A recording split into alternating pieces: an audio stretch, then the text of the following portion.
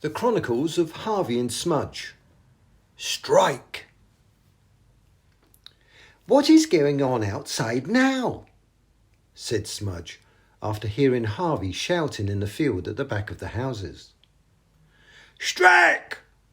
screamed Harvey, clothed in baseball kit and hat, as he hit a ball towards the ever-traumatised sheep. "What are you up to, Harv?" "Why, Smudge, every time I turn on the news, all I hear about are strikes, and it has rekindled my interest in this brilliant game." "You're right, Harv. Everywhere you look, people don't seem happy."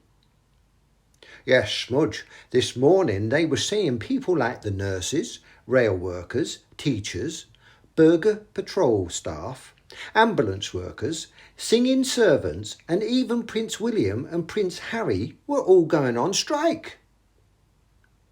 "Prince William and Harry?" "Yes, Smudge.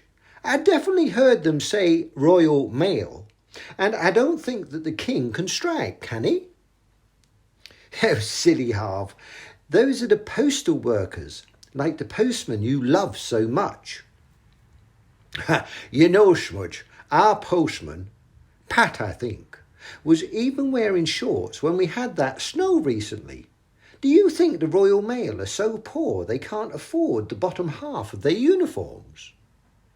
Also, Smudge, did you know it's nearly Easter?" "Pardon, Harv?"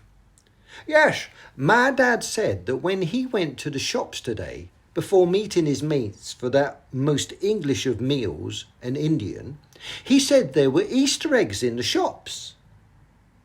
"I can't believe it, Harv." "Yes, and he also said that sometimes you can get a hot cross bun following an Indian, but I cannot work out the connection." "I think it's better not to try, Harv." "So why are everyone going on strike, Smudge?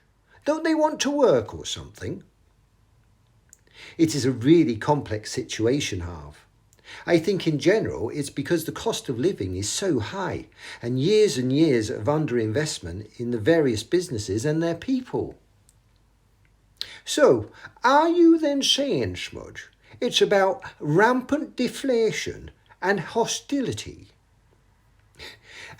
"I think you mean rampant inflation and austerity, Harv, but I suppose in principle it is." "So is that what is called trickle-down economics, introduced by Liz Truss and her sidekick, Kamikaze Curtain Rail?" "Oh, my goodness, Harv, how do I even try to unravel even the things you have just said?" "Well, indeed, Smudge, I realise I do portray a highly complex perspective of what is happening. You know, I think I've got this from my dad, Smudge." "How do you mean?" "Well, he's always saying two things.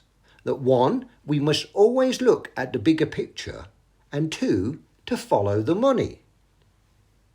"Yes, Harv, that is very wise. It is no coincidence at all that the public services are unhappy at the same time as the cost of living crisis is the final straw.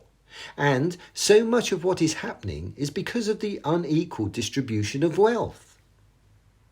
"So is that why Stephen Barclay is now in charge of the health service, Smudge? Because he owns a bank?"